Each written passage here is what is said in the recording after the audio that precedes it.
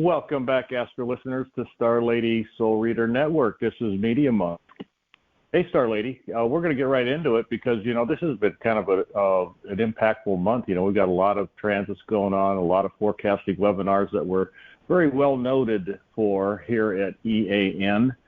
Kim Marie, StarLady, did just return from NORWAC, the big conference out in Seattle, NORWAC 2023. She covered the Great Ingress Decade. Hey, maybe you can tell our listeners why that might be an important video for them to watch as we talk about these long-term transits. Sure, and it's available on our website as well as my EA chart interpretation example. The Great Ingress Decade, Pluto moves into Aquarius 23-24. Neptune moves into Aries 2025. And Uranus moves into Gemini 2025. And then Uranus makes waxing sextiles to Neptune, waxing trines to Pluto, and Neptune makes waxing sextiles to Pluto. Sextiles and trines, typically easier, more harmonious aspects, but it's not guaranteed.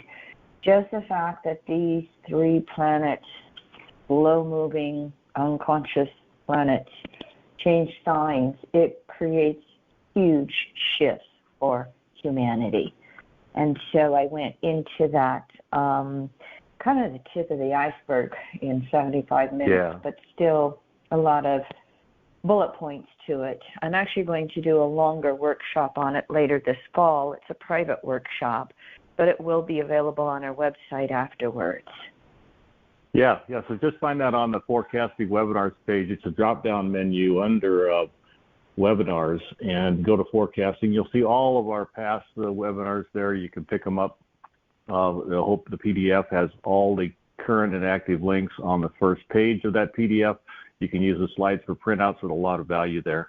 And so the carousel continues because we have Venus in Leo coming up, which is going to do its rare retrograde, as well as a nodal shift into Aries Libra. So we're going to cover that live in a two-part series on July 10th and 11th at 6 p.m. Mountain Daylight Time. That means 8 o'clock on the East Coast and 5 on the West. So go ahead and be looking for the event newsletter. It'll land in your inbox real soon. You can enroll right there, get your unique link to join the webinar for Venus retrograde Leo and the nodal shift into Aries Libra, two-part series, Monday and Tuesday, July 10, 11. So with that, StarLady, I'll let you get right into this new moon Gemini. Thank you. And yes, Venus is the rarest retrograde on average. It's only retrograde about 7% of the time. Every other year, every 18, 19 months, we have a Venus retrograde cycle. However, we have Venus going into its pre-shadow on June 19th when it reaches 12 degrees Leo, which is its stationary direct time.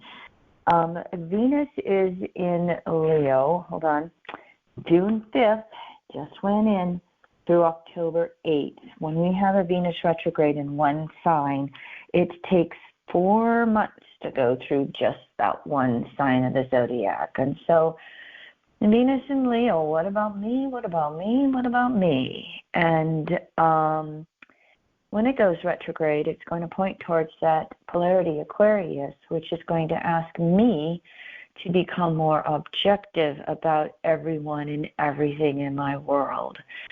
That's just a little nutshell about Venus retrograde cycles. So as the middle of June is going to be quite active, and we're recording this a little early due to our travel schedule.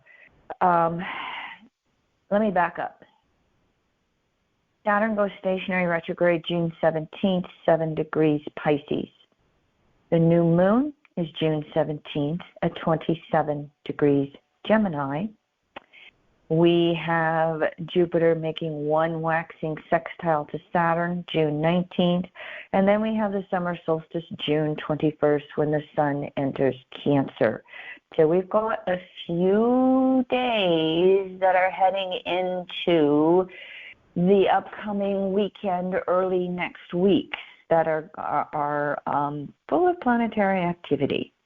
So let me go in chronological order for you, okay? Hey, Mercury's in Gemini here for 2 weeks, and so get all those details in. I'll try and be a little practical, logical, bring some of Mercury's Virgo into the process maybe.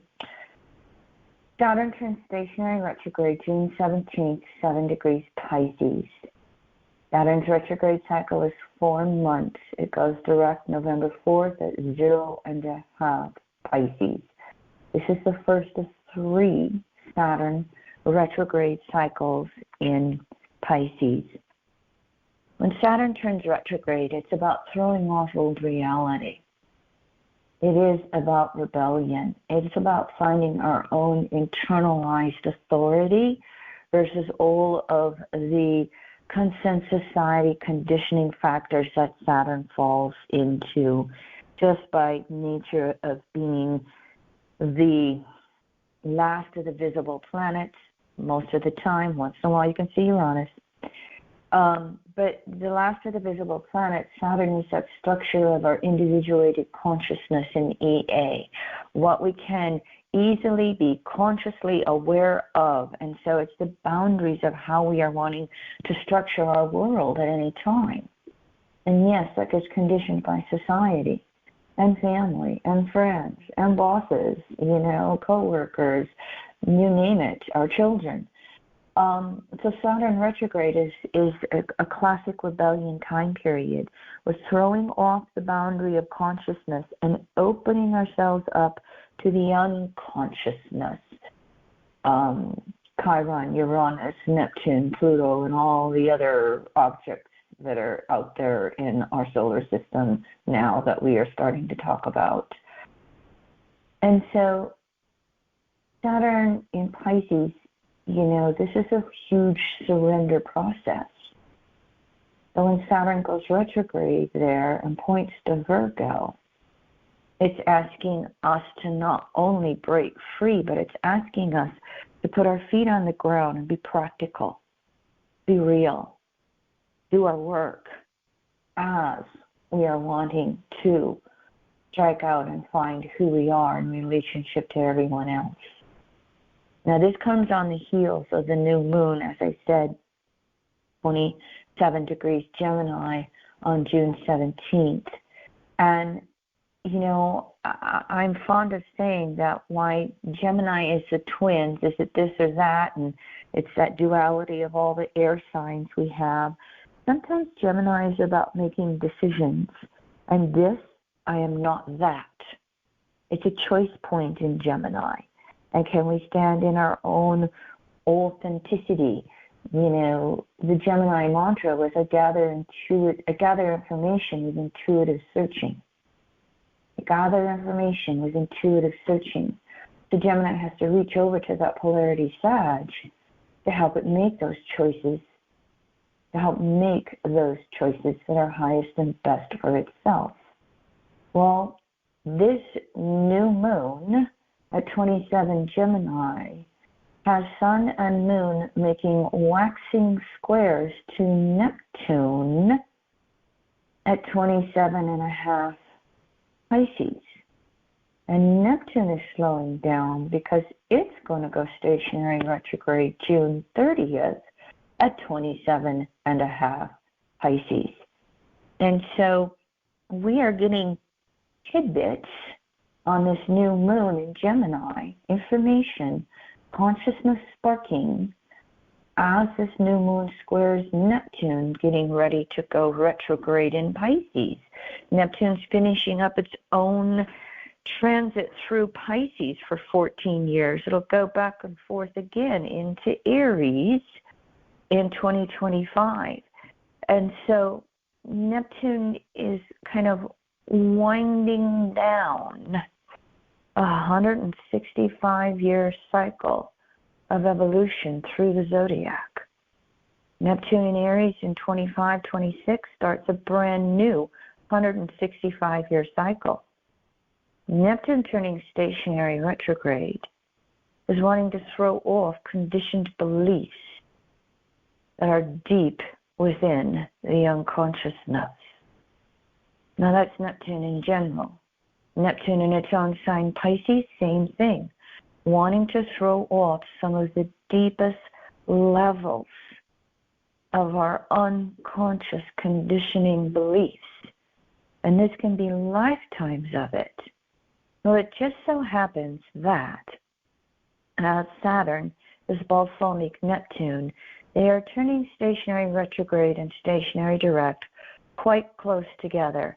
And they're going to be closest in 2025, just before they make one conjunction at 0 Aries in February of 26. And so this can be a fascinating month for getting deep insight about yourself and others. How are you conditioned by the universe? Where are you wanting to break free? And where are you wanting to surrender and merge with universal source, however your perception of it is?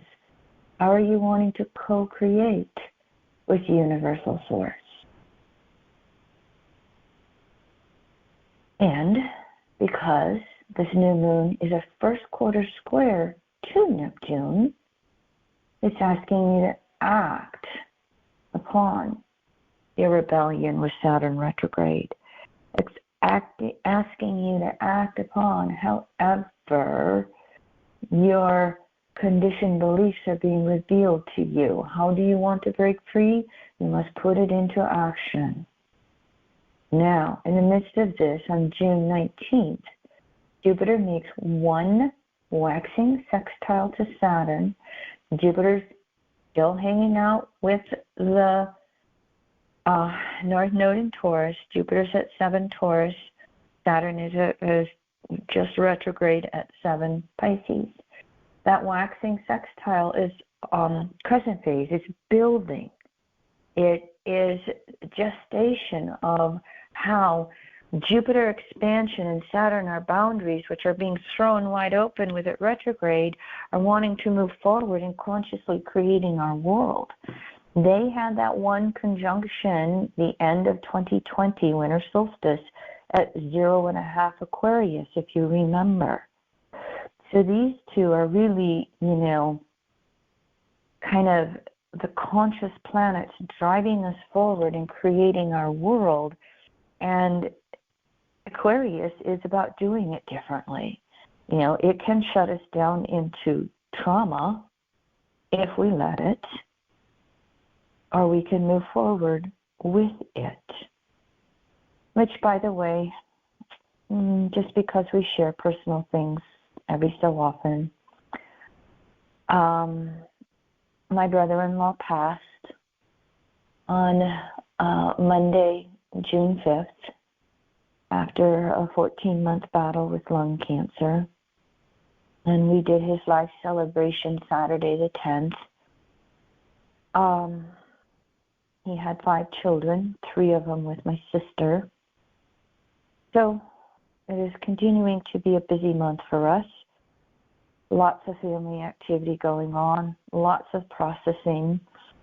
Auntie Kim is having lots of conversations with nieces, nephews. And we also had Leroy's Mini Monk's mother in the hospital again. And she has, to the level she can, bounced back again. She's a Gemini. She made it to that 90th birthday, May 27th. And so now we're going to see how our summer goes with her. She has several issues, several labels. But we're moving through with Mother as best as we can. Leroy has a turn taking her to a doctor's appointment today. So yes, our Gemini world is just full of busyness. We're living it right along with you. Thank you, everyone, for all your prayers and wishes, and my brother-in-law's transition back to spirit world, and my changes with my family, and how my relationship with my 2 sisters are going to change because now they're both widows, and so is my mother. So it is changing things in my world, Gemini. And as I go through this Saturn and Neptune retrograde cycle, it's my own opportunities to throw off familial conditioning beliefs and perhaps help my family do the same thing. So that Jupiter waxing sextile to Saturn, it's opportunities. Make the best of it as the revelations are coming through to you in whatever way they're happening. Which, by the way, also, as we get to this weekend and we get to the summer solstice, June 21st this year, the sun enters Cancer. And the EA mantra I created many moons ago for Cancer, I evolve emotionally with self-responsibility. I evolve emotionally, Cancer, with self-responsibility, Capricorn, polarity. So here's the Sun in Cancer, summer solstice, as Saturn turns stationary retrograde, the ruler of Capricorn. There's energy that is not only bringing us all kinds of ideas on liberating ourselves and moving forward, that also includes self-responsibility, that maturation process going on. But on that summer solstice, when the sun stands still in the sky, and we have the longest day and shortest night, if the weather allows you, those evening skies will be beautiful, because after the sun sets, you will have Moon, Venus, and Mars in the evening skies. So by all means, get yourself outdoors, especially in the northern hemisphere where it's warming up, and look at them in the evening sky together. I mean, I love Venus retrograde in the summertime because it's just beautiful to watch it in the evening sky. We've been watching it for months. Venus will not quite catch up to Mars. It's about as close to Mars as it's going to get. Mars is hanging out 16, 17 Leo. Venus is at 12 Leo. Mars is going to keep going, and Venus is starting to slow down. Venus will not have a conjunction to Mars until next February in early Aquarius. But they're in that evening sky right now, and beautiful, and you can look at them for your inspiration.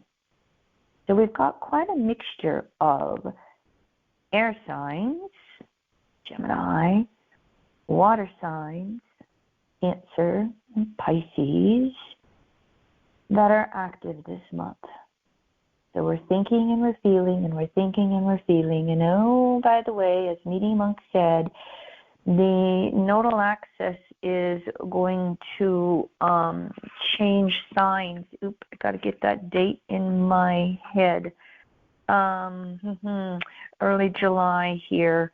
Don't quite have it in my consciousness at the moment, but it's going to shift from Taurus, Scorpio to Aries, Libra. And so as we're finishing up the last of South Node in Scorpio, by the way, it is right on my Sun, Mercury, Neptune, and Scorpio stellium through June and July. And I can release death and dying for a while in my life. Thank you very much for its energy. As we're finishing up that South Node in Scorpio, we're all having to get to the depth of our emotional being. And then that North Node in Taurus is asking us to really put forward our best foot with survival, with inner self-reliance, knowing we can take care of our outer world however it is necessary. And so reflect on that one. We will have Pluto make that square, exact square to the nodes end of July, when the nodes go back into Aries, Libra. And my mind can't think unless I actually go back and find that date for you. So sorry. It looks like July 17th is when the nodes shift into Aries, Libra. So we've got one more month of Scorpio, Taurus. Again, make the best of it and digging psychologically deep for yourself, and then moving forward as best as you can and taking care of yourself inwardly, outwardly, every way you can. And you will minimize Pluto square the nodes, creating upsets for you in regards to resources. And sometimes, if you want to look at it from this perspective, sometimes Pluto square the nodes is going to bring a natural timing for death and rebirth. And sometimes that's going to be figurative, and sometimes, as in my family situation, it might be literal. Everything's in its timing. Medium won't comment.